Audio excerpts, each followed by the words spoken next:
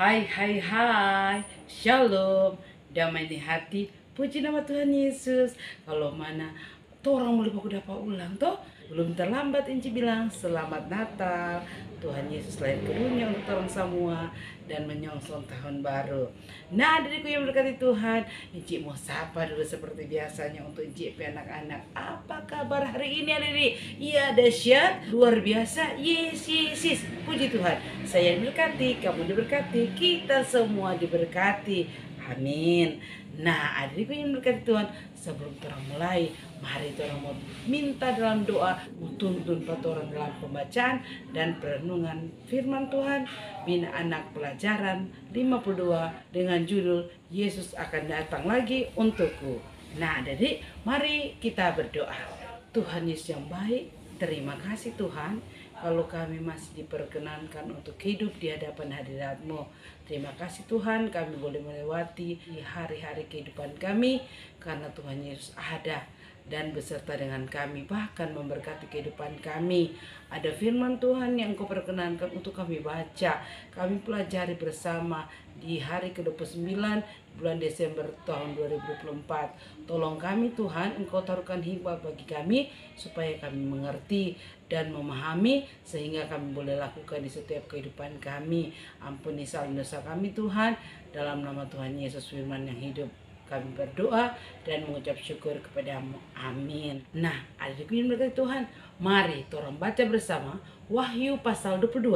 Wahyu pasal 22 ayat 1 sampai 17. Sekali lagi Inci bilang untuk orang semua, Wahyu pasal 22 ayat 1 sampai 17. Bina anak pelajaran 52. Begini bunyinya. Lalu ia menunjukkan kepada aku sungai air kehidupan yang jernih bagaikan kristal dan mengalir keluar dari takhta Allah dan takhta anak domba itu. Di tengah-tengah jalan kota itu, yaitu seberang menyeberang sungai itu, ada pohon-pohon kehidupan yang berbuah 12 kali tiap-tiap bulan sekali.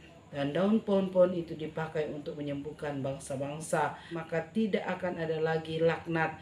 Takhta Allah dan takhta anak domba akan ada di dalamnya, dan hamba-hambanya akan beribadah kepadanya, dan mereka akan melihat wajahnya, dan namanya akan tertulis di dahi mereka. Dan malak tidak akan ada lagi di sana, dan mereka tidak akan memerlukan cahaya lampu dan cahaya matahari, sebab Tuhan Allah akan menerangi mereka, dan mereka akan memerintah sebagai raja sampai selama-lamanya. Kedatangan Tuhan Yesus. Lalu ia berkata kepada aku, perkataan-perkataan ini tepat dan benar, dan Tuhan Allah yang memberi roh kepada para nabi telah mengutus malaikatnya untuk menunjukkan kepada hamba-hambanya apa yang harus segera terjadi. Sesungguhnya aku datang segera. Berbahagialah orang yang menuruti perkataan-perkataan nubuat kitab ini. Dan aku Yohanes, akulah yang telah mendengar dan melihat semuanya itu. Dan setelah aku mendengar dan melihatnya, aku tersungkur di depan kaki malaikat yang telah menunjukkan semuanya itu kepada aku untuk menyembahnya. Tetapi ia berkata kepada aku, jangan berbuat demikian.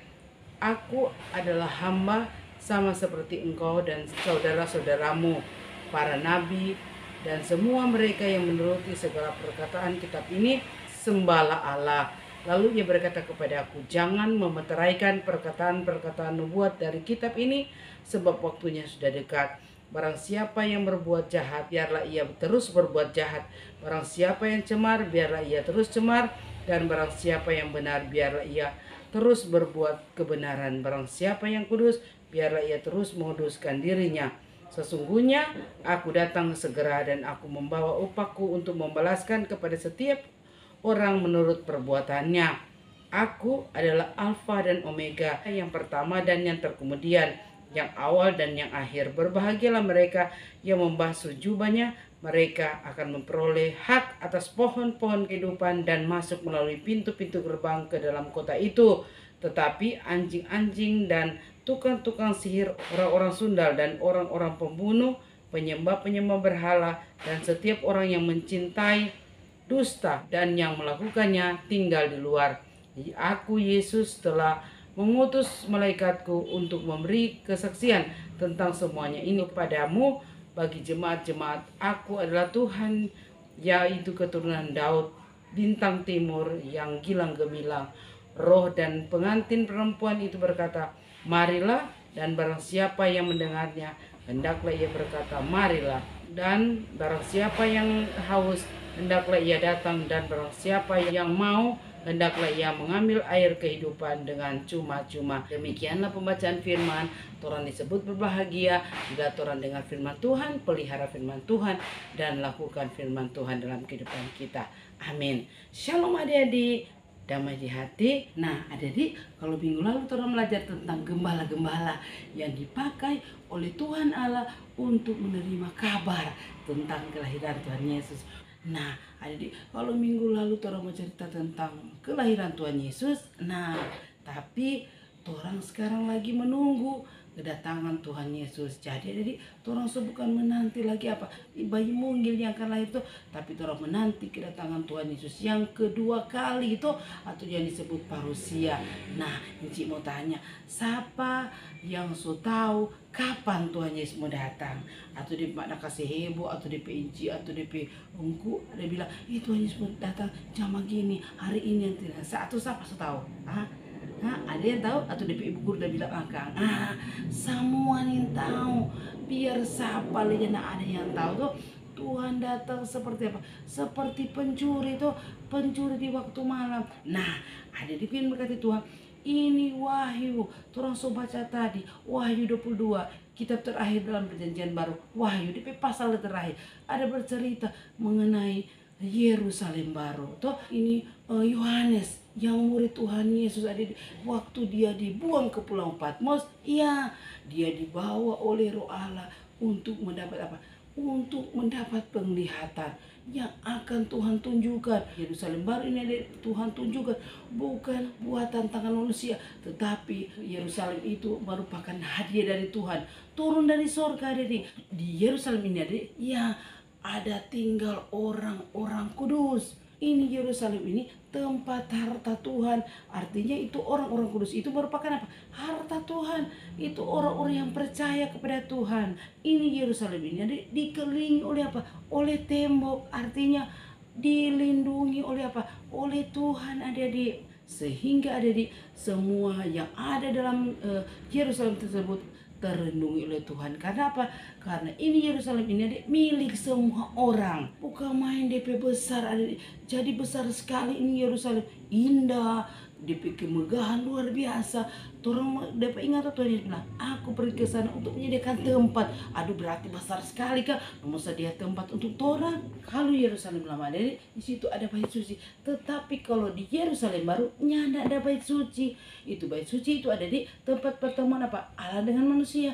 Tapi kalau di Yerusalem baru ada torang langsung baku dapatin Tuhan. Karena apa? Di sana tidak ada matahari atau bulan atau bintang. Karena apa? Tuhan Yesus sendiri yang memancarkan sinarnya. Jadinya perlu itu apa? Matahari. Karena apa? Kehidupan baru. Jadi di sana cuma ada puji-pujian. Soalnya ada tuh yang kotor-kotor, yang najis-najis. Jadi semua di sana cuma memuji Tuhan. Nah, di pasal 22 ada cerita apa yang ada dalam Yerusalem itu. Dan dalam Yerusalem baru itu terdapat air kehidupan. Nah, air kehidupan itu siapa? Yesus. Torang ingat itu cerita tentang Tuhan Yesus dengan perempuan Samaria. Tuhan Yesus bilang, akulah air kehidupan. Semua murni yang ada terdapat dalam Yerusalem tersebut. Di tengah-tengah jalan kota itu ada di situ dikatakan ada pohon-pohon kehidupan. Tuh ada orang ingat pohon kehidupan ada di waktu di Kejadian kan? Ada cuma satu pohon kehidupan yang diberikan kepada Adam. Tetapi ini ada sebelah kiri, sebelah kanan ada pohon kehidupan. Tetapi di sini di Yerusalem baru ada banyak pohon kehidupan. Nah, di pohon kehidupan ini berbuah 12 kali. Berarti tiap bulan sekali dia berbuah. Bukan main di pohon kehidupan yang diberikan oleh Allah. Pak Adam cuma satu, tapi di sini ada Tuhan menyediakan pohon kehidupan di sebelah kiri, sebelah kanan jalan kota tersebut. Nah, ayat 3 bilang, "Sonda ada laknat." Apa itu laknat adik? Ya, itu laknat itu sakit hati, kutuk atau jengkel atau caci maki. Pokoknya di Yerusalem baru soalnya ndak ada tuh dia toh, soalnya ndak ada sama itu. Karena apa? Torang pe tubuh so apa? Punya tubuh yang baru. Seperti Tuhan Yesus itu sudah bangkit, so ada tubuh yang apa? Yang baru. Demikian juga torang akan jadi seperti apa? Seperti Tuhan Yesus. So, torang mau lihat Tuhan dengan keadaan apa? Dengan keadaan sebenarnya. Kalau dulu pada waktu perjanjian lama, ya Musa atau siapa saja ini boleh baku dapetin Tuhan atau melihat Tuhan akan mati, tetapi ini ada orang akan melihat wajah Tuhan dengan sebenarnya. Aduh, sedap sekali berarti Yerusalem baru kah? Maka ada di Turo yang membawa Yohanes bilang, Yohanes, karena mesti bilang bahwa Tuhan akan datang segera.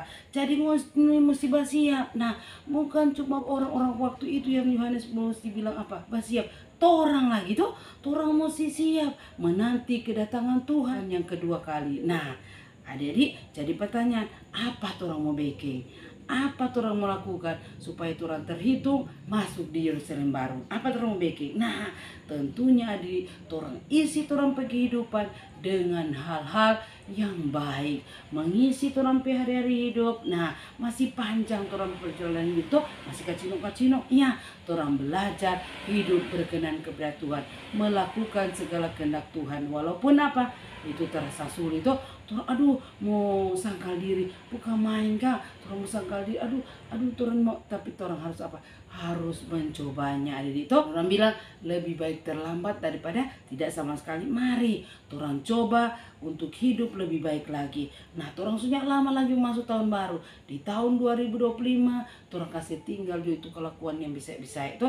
Kalau dulu torang malas sekolah minggu, sekarang mari jo torang semua datang sekolah minggu, datang Pak Tuhan, menyenangkan hati Tuhan. Kalau dulu torang pemalas berdoa, torang apa? Robah, torang datang Pak Tuhan melalui doa, torang membaca Alkitab, torang mengenal lebih dekat apa maksud Tuhan, apa isi hati Tuhan toh. Iya, torang boleh melakukan hal-hal yang berkenan pada Tuhan, sehingga memasuki tahun yang baru, torang pi hati yang suci dan tulus, yang torang sadia waktu Natal, ada di hati yang bersyukur karena torang merayakan Natal. Nah, torang bawa terus ke tahun baru untuk apa? Untuk melakukan hal-hal yang berkenan kepada Tuhan. Sebagaimana torang lakukan yang baik, torang teruskan untuk melakukan yang baik, sehingga ada di kehidupan yang kekal dan dijanjikan oleh Tuhan Yesus menjadi milik torang, asalkan torang percaya dan hidup berkenan kepada Tuhan. Nah, adik-adik, torang mesti ingat Tuhan Yesus datang kembali. Dia datang sebagai hakim toh. Hakim kepada torang semua, mau pilih mana yang domba, mana yang kambing, mana yang domba, mana yang serigala. Sehingga adik, jika memilih domba berarti dia apa? Jadi anak yang luar biasa, takut akan Tuhan. Kalau torang pilih kambing atau serigala, ya torang tampak di mana? Di neraka. Jadi pilihlah yang baik, berkenan kepada Tuhan dan melakukan hal-hal yang Tuhan Yesus kehendaki. Tuhan Yesus memberkati firman-Nya, memberkati torang semua. Amin. Mari kita berdoa. Terima kasih Tuhan untuk firman yang boleh kami dengar bersama. Kami percaya, kami siap melakukan hal-hal yang berkenan kepada Tuhan ketika kami ada di dunia ini untuk menantikan kedatangan Tuhan yang kedua kali. Persiapkan hati kami, persiapkan tubuh jiwa roh kami untuk kami persembahkan yang terbaik bagi Tuhan. Menanti kali yang kedua Engkau datang untuk menghakimi kami manusia. Terima kasih ya Tuhan, ini doa kami sebanyak kami dalam nama Yesus. Amin. Sampai jumpa. Terima kasih.